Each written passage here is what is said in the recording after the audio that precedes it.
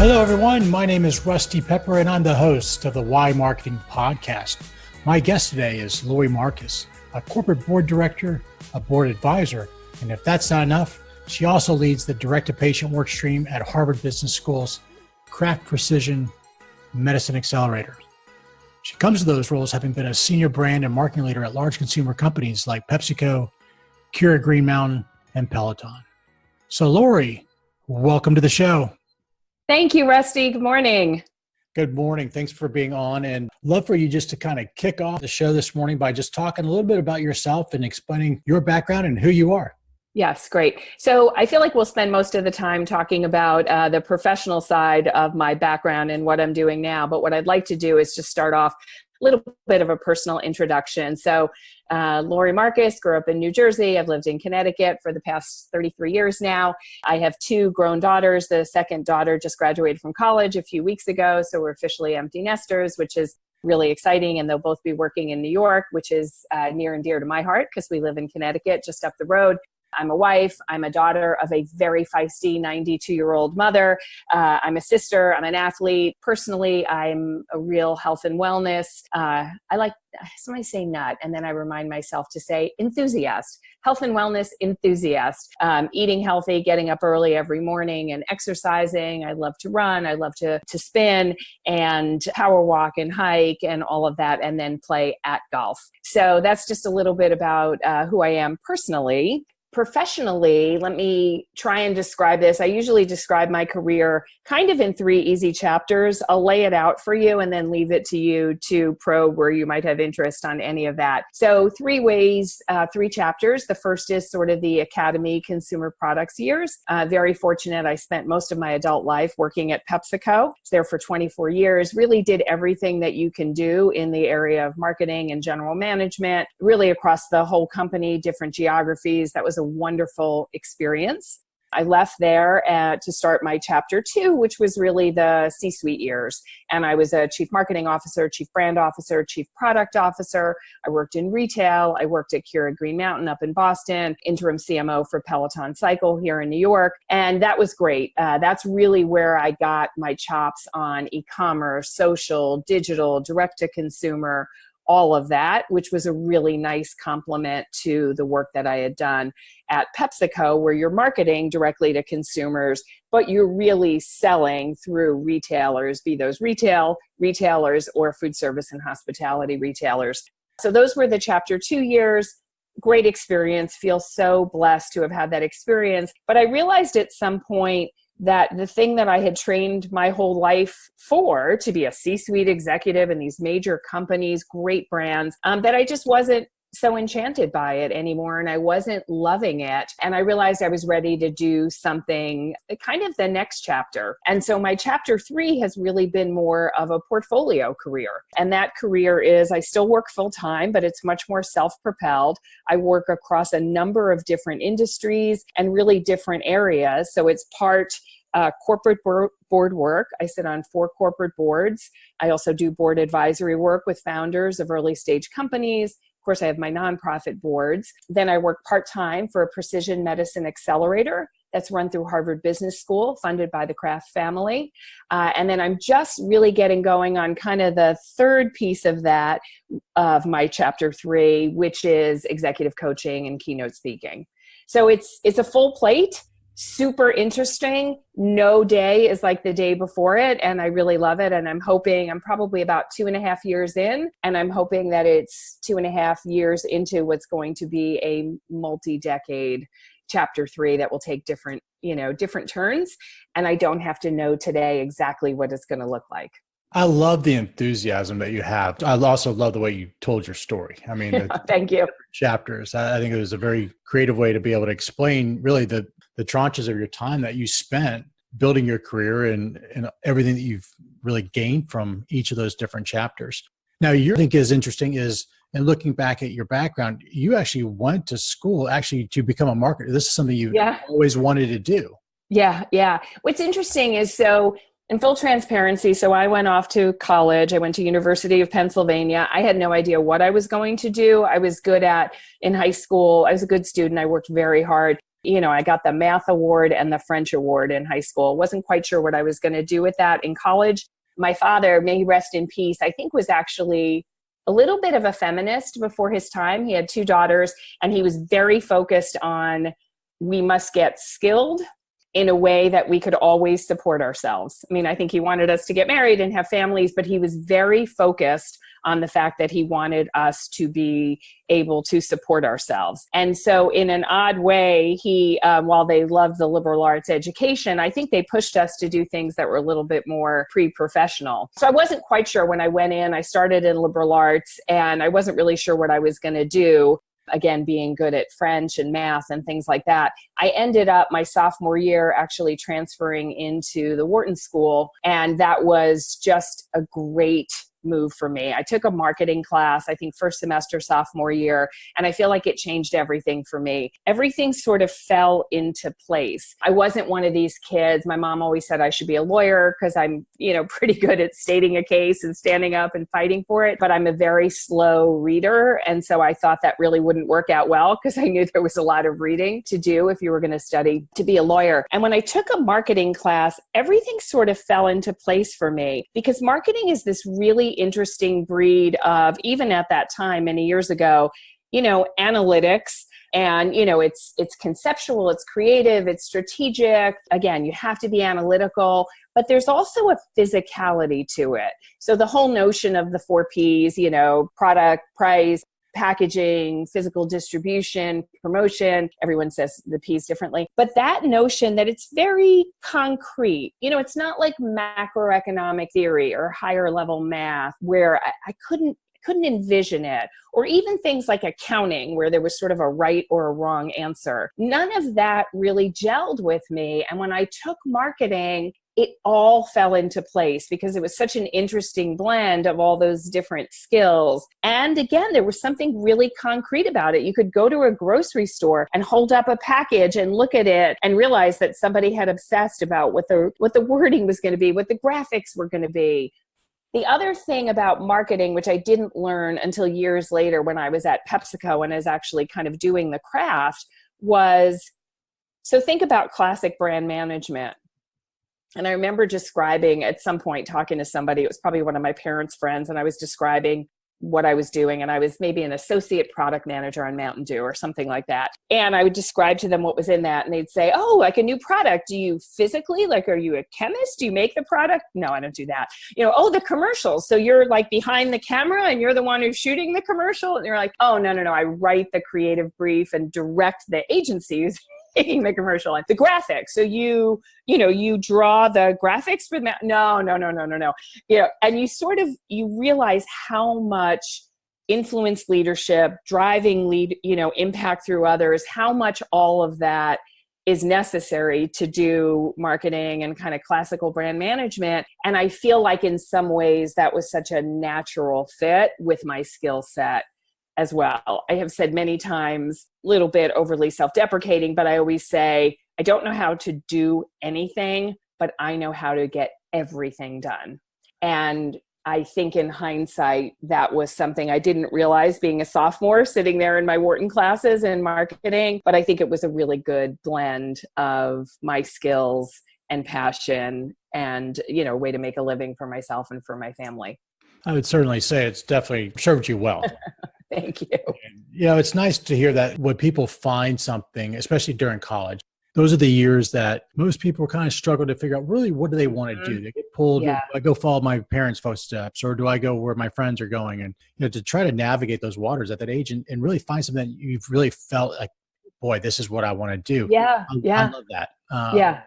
I'm still trying to figure out exactly what I want to do. Maybe my next chapter, I think I'm close to chapter 3 right now.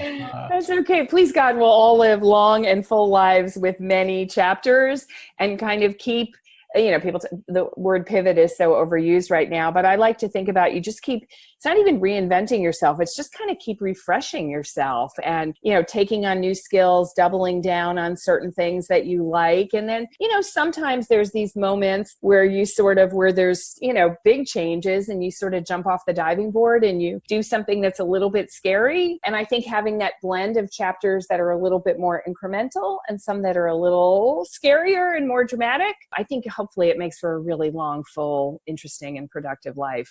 Provides balance too. And I actually how you phrase that as being refreshing, right? Is you refresh each, that's exactly what you need, is you sometimes you be re-energized, re-excited, re-engaged. And I think refreshing is the best way to put that. So let's talk about that chapter 3, because I know when we last spoke, you were talking about how CMOs serving as board directors. Yeah. Can you kind of elaborate from your experience, the value that CMOs can bring to corporate boards? Yeah.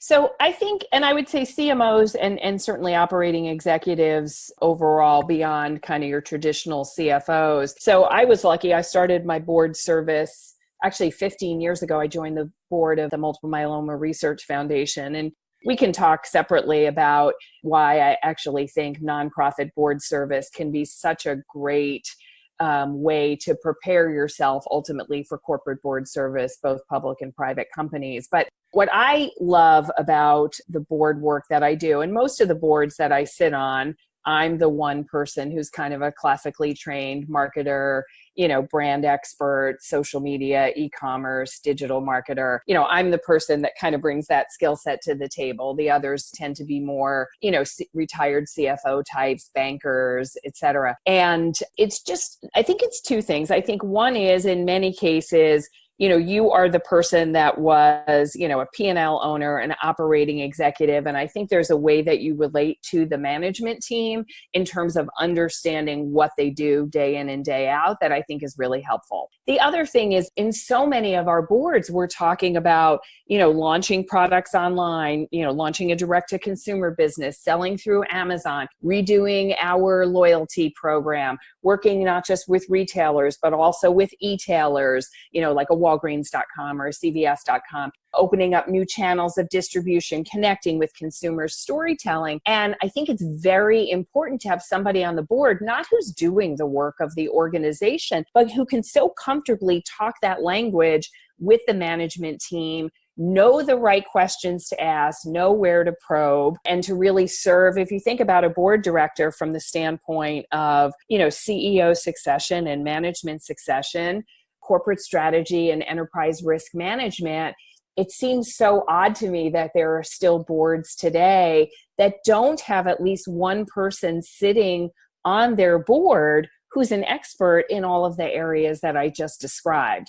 Certainly, it plays out that way on the bigger boards that I'm on. And on some of the smaller boards, I'm also able to make introductions for them when they're looking for a PR firm or a branding agency or somebody to help them with events or things like that. So it's also a way, I feel like this is just an added bonus that I'm able to use, my contacts, my connections that I've had in this world for, 30 plus years, bring that to bear on the part of the organization, just like my colleagues on the board are able to help them when they're talking about refinancing the debt and things like that. It's just a really good balance on a board.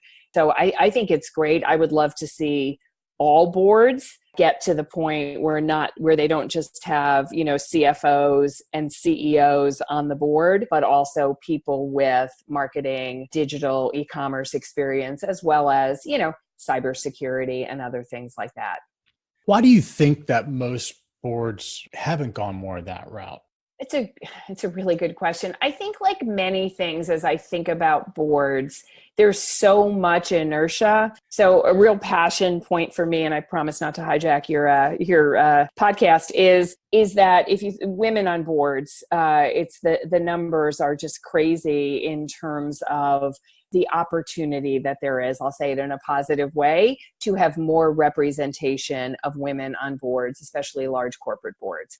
We all know this. Diverse teams make better decisions and have better outcomes, full stop. So when you start to delve into and work that I've done with the National Association of Corporate Directors, women corporate directors, other organizations I'm a part of what you learn is The reason that it doesn't change more, it's not because of ill will on anybody's part. It's a couple things, one of which is, and this is the marketing issue as well, it's inertia. So there's not great turnover on boards. And so if you think about it, many boards don't have term limits or age limits. And so you have people sitting on boards and they're there for a long time. So it's not like something like if you think about, the average tenure of a CMO, I don't know if it's 18 months or 24 months or 36 months, but there's a lot of churn there. There's churn with chief marketing officers, there's churn with agencies, things like that. But on boards in general, there isn't a lot of turnover. And so that impacts both the ability for talented, experienced women to serve on corporate boards, as well as to make the change to start to complement, again, the great experience that you get with CFOs and CEOs to bring in people with different experiences. So I think inertia is a large part of it. And then I think the other thing is most board searches, I don't know the exact number, most board searches, other than the tip top public companies, most of them don't go through your traditional recruiters. Many of when there's an opening, somebody will say, oh, I got a guy. And so they'll bring in a friend. And most people, who are sitting on boards, if you think about it, it's pick a number. It's a 65-year-old white man who was a CFO or a CEO. And chances are, the guy that he's going to bring in, his buddy, who he'll recommend, who can really vouch for everything about that person, chances are they're another 65-year-old white man who is a retired CFO or CEO. So I think both the combination of the inertia, there isn't a lot of movement and openings, and then the fact that so many board members are sourced from existing board members, it just creates this inability to really change it. So if somebody wants to serve on a board, Mm-hmm. what would be your recommendation? So I was just having a conversation with another extremely talented woman, former CEO of an agency, and she was laughing and she said, it's like the greatest mystery of all time. And she serves on either 2 or 3 very large public company boards. She's very successful in her own right. And she said, it's just kind of a mystery. And we were laughing about it. We were sitting at the Penn Club, looking around at the other 65-year-old white men around us, sort of laughing. So it is a little bit, it's different from, I think, when you're trying to, you're a senior vice president in marketing and you want to become a chief marketing officer. I feel like that's a sort of a linear thing. You know how to do that. You know which recruiters to network with. There's a little bit of a playbook. So I think with boards, I think if you're Indra Nooyi, who just stepped down as the CEO of PepsiCo, it's not a mystery. You announce that you're going to retire as the CEO of PepsiCo and your phone rings off the hook. And then ultimately you decide to join the board of Amazon and whatever else she decides to do. But most people aren't Indra Nooyi, the third most powerful woman in the world at any given moment. So I think for sort of, just regular, talented, super successful executives, it's a little bit more of not a sort of a direct line. And what I would say as I think about my experience, so a couple things. One is, let's say you're a sitting CMO, especially of a well-known company, a public company, a name brand company.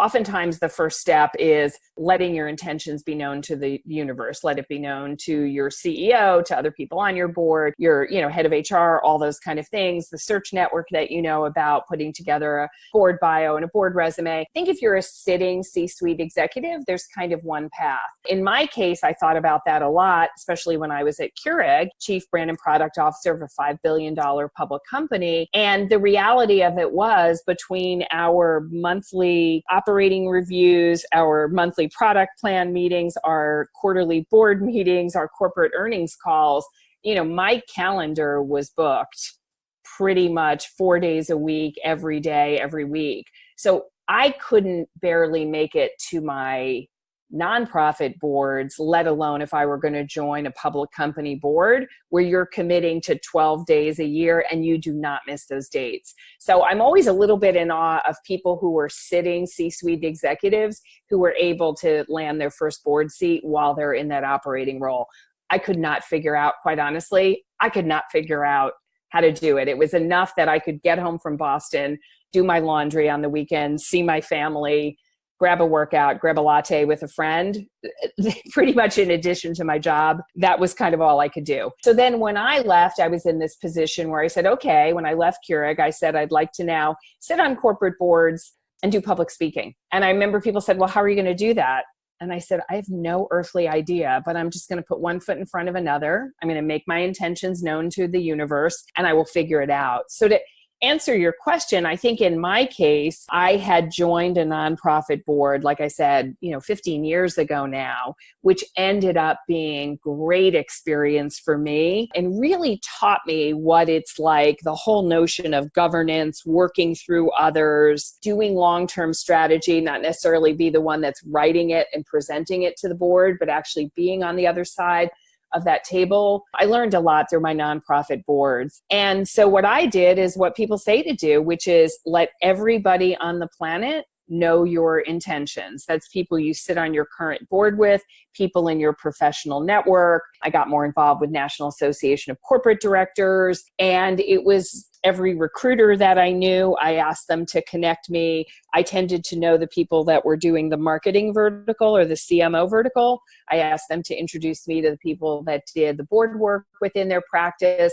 So there were, as I think about it, if I were drawing the PowerPoint slide, there's so many different sort of tentacles, seeds that you plant. And I just planted all of the seeds. And quite honestly, I wasn't sure where my first corporate board role would come from. But what everybody told me was just get the first one. And then the second one will be easier. The third one will be easier. And by the time you get to 3 and certainly the fourth one, you can be a little bit more in the driver's seat about which ones you take and don't take. And so as it turned out, the first corporate board that I joined, a private equity-backed firm out in Ohio, they're a large private DNA tester. And it turns out I was on a CEO succession call for my nonprofit board. We were doing that thing that you do. I'm the vice chair. I was on the phone with the chair. And I'm sure you can relate to what I'm about to describe. We were in that awkward 4-minute period where you're waiting for a third person to join the conference call.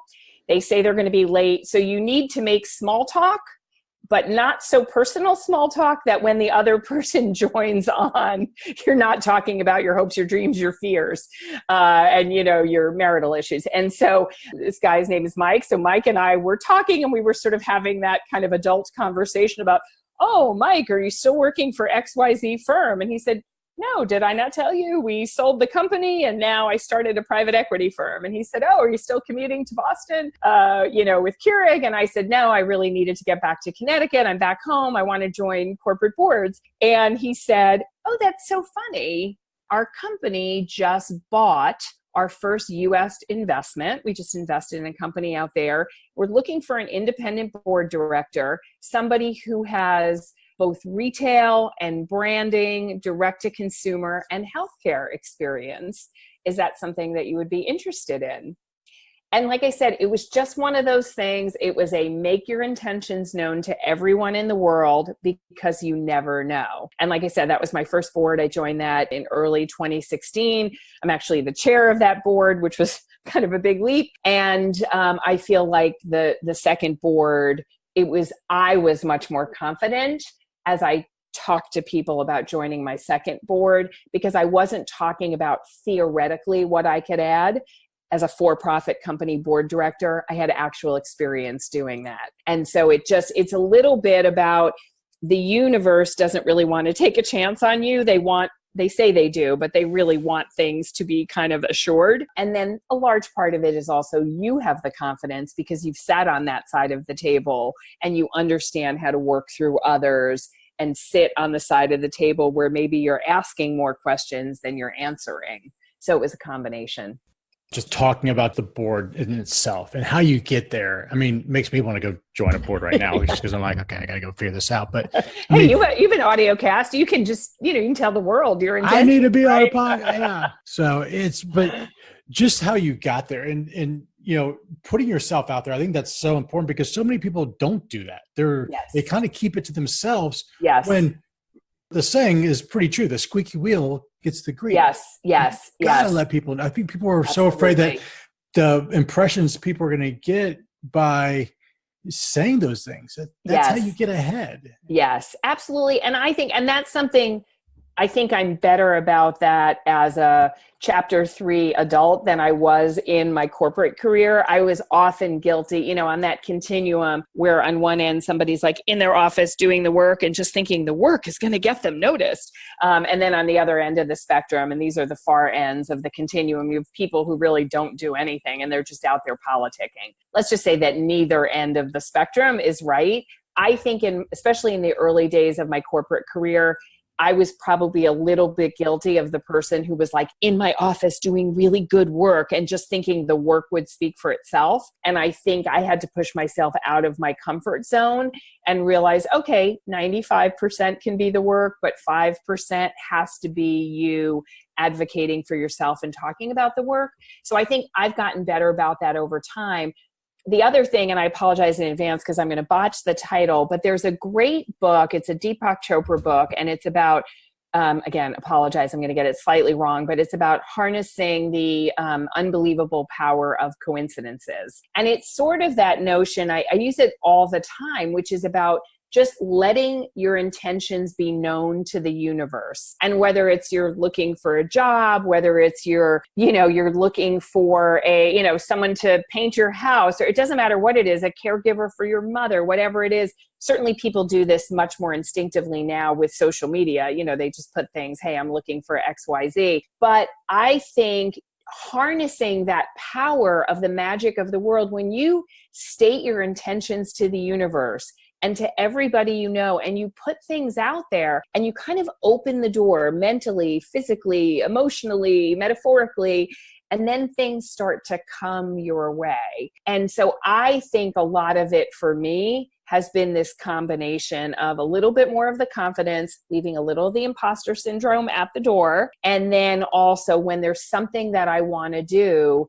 and not exactly knowing how I'm going to do it, like I said, just letting it be known in every conversation that this is something that I want to do. It is just amazing how ideas and thoughts, tools, connections start to come your way. I want to actually make sure I get that book added into the podcast. So I'm going to put that link in there. It's great. Yeah. I love Deepak Chopra. I wanted to kind of switch gears just a little bit because I could literally probably spend the rest of the day talking to you about chapter 3 in itself, just because I think there's just so much in it. But got to ask you one thing. If you could be doing anything else, what would you do? Yeah, I think if I weren't doing anything professional, which I can't imagine that world, I would love to get up every morning, go for a run, go to yoga, get better at golf, play tennis, see one of my friends every day. That's my sort of like, someday I'm going to do more of that. But professionally, and I'm sure you've done this when you've been in icebreaker sessions and you have to like name your favorite candy or your favorite job or what's on your, what are you listening to? What podcast do you like? But one of the ones I love, I think you learn so much when you go around the room and you say, if you didn't do this, what would you be doing, or what would you have done? And my thing always, it's so obvious to me, is I would be an organizational psychologist.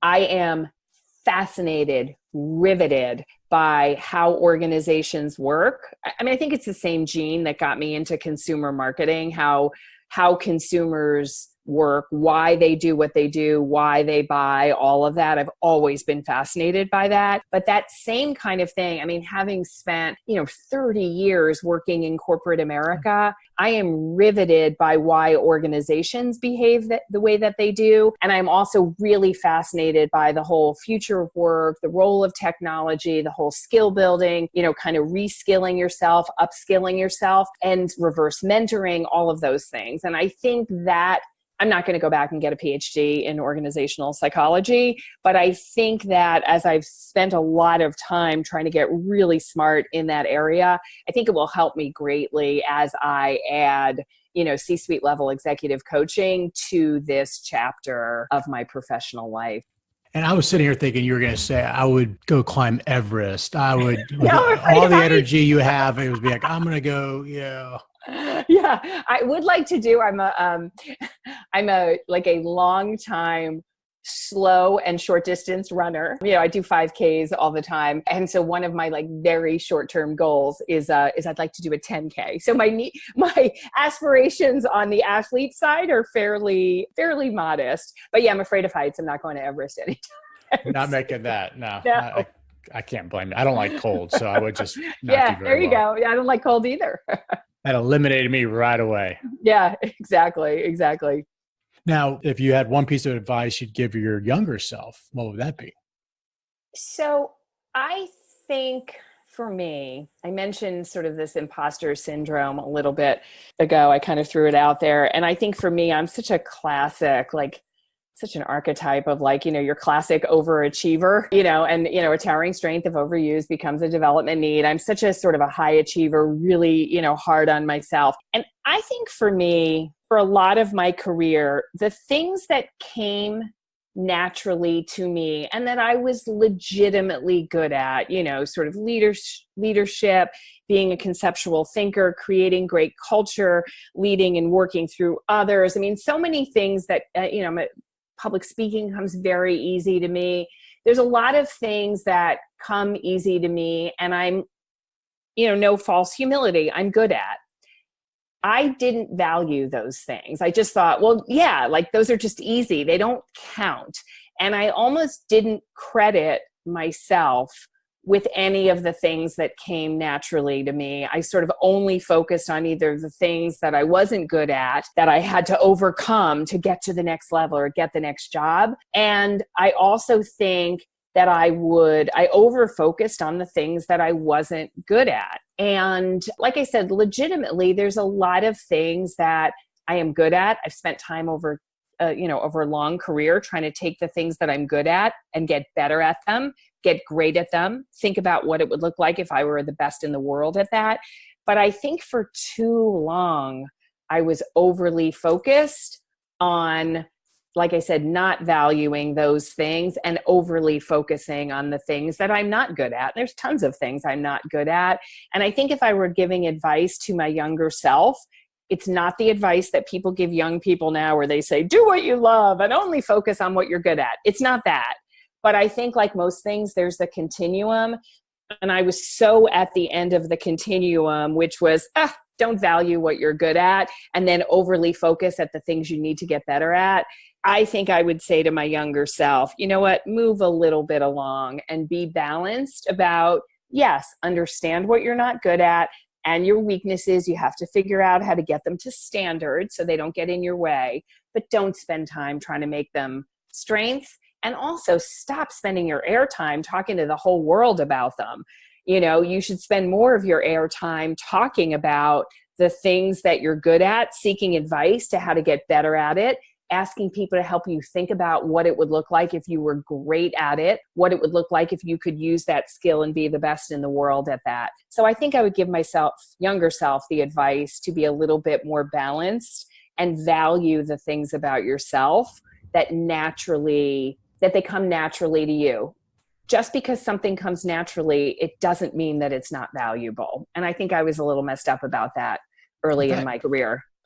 Those things that come easy help you become successful. I mean, because those are your skills. Those are your natural abilities. Exactly. You never see a professional baseball player who didn't have a natural ability to play baseball. Exactly. They may have to work harder. They may not have as much ability, but they have to work harder at it, maybe than somebody else. Yes, but exactly. It's a natural ability. Exactly. So that's something that, again, I don't spend a lot of time beating myself up about it, but I think if I could have known that, 30 years ago, it would have been a good thing to know. In hearing you talk, I mean, you have a phenomenal mindset. I mean, you're driven, you've got a positive outlook, you've got a tremendous amount of energy, an overachiever. Where did that come? Where do you think that came from? Was that something that your parents had instilled in you, or just do you think that's something that is just natural? Yeah. Like I said, I never did go get the PhD in psychology, so I can't tell you the actual, factual answer of how much of it is nature versus nurture. So I'm sure I was somewhat wired that way to start, but definitely there was a piece of it growing up in my house. And so I can remember, like I said, I was a good student. I worked very hard. I was not one of those people that things just came easy to, and I just got A's. I worked very, very, very hard, but I was a very good student in high school. But it was the kind of household that if you came home and you got a 95, my dad would say, with a lot of love, he was a wonderful and supportive dad, but with a lot of love in his voice, he would say, what happened to the other 5 points? And again, not in a way that was bad in any way, but it was just very much, we were not the kind of house where I knew kids who got, their parents gave them $1 for every A they got on their report card. I mean, we were just expected to make A's. My sister and I both graduated in the top 5. We both made speeches at graduation. Like, it was just expected that you would work hard, you would do well, not at the exclusion of having a social life. And, we both played tennis in high school. We did all the things you're supposed to do as a well-rounded kid. But it was known from a very early age that you were expected to have really good grades and do well. And I think that's just been with me throughout my entire life, as far back as I can remember. Hearing what your father would say to you, it's exactly what I say to my kids. I'm like, look, I was not the best student, but I always tell my kids, I go, you're not idiots. The expectation is this is what you get. I mean, yes. If you were a moron, I would expect you to get, it's okay to get C's and D's, and that's because that's the best you could do, but you're not. So let's really use your skills, use what you have, because the whole world, people would love to be in the positions that you have. Yeah, absolutely. And if you think about it, like I said, I feel very blessed. I was born in a family. We were, very modest means financially, but I was very lucky. I had 2 parents who loved me unconditionally. We had, food on the table every night. Both my sister and I, when it came time to go into college, my parents said we could go to the college that we wanted to go to. And, they scrapped together between, student loans and financial aid and work study jobs. And my mom had a part-time job. And, we kind of pulled it all together. I don't ever want to take for granted what an advantage that is in your life when you have parents, when you start out with parents who give you all of that. And I think part of it, exactly what you said, is, part of what comes with that is a parent who says, bring your full self to everything you do and don't phone it in. And I agree with you. I think if my father thought that the best I could do was be a C student or be a B student, I think he would have known and he would have tempered his remarks accordingly. But he knew my sister and I were both capable of being A students, and he pushed us to go there, every day in every way. And, I'm grateful for that. Well, you're driven. I mean, it's you hold high expectations. Right. Absolutely. For myself. And what I always say is it's okay to hold other people, to have high expectations for other people, if you also have high expectations for yourself. And that's personally and professionally, ethically, morally, as well as, working hard and doing the right thing every day. And so, I think it's just who I am. I appreciate you sharing your story, your background, your experiences with us. I'm excited to kind of continue to follow you and see what else is next. I know obviously Everest will not be in the picture. Everest will not be in the picture, but maybe a 10K. A 10K will be. Absolutely. Well, good. Well, hey, thank you again for being on the show. Thanks for your time, Rusty. I appreciate it. Best of luck with everything. Okay, take good care. Bye-bye. Bye-bye.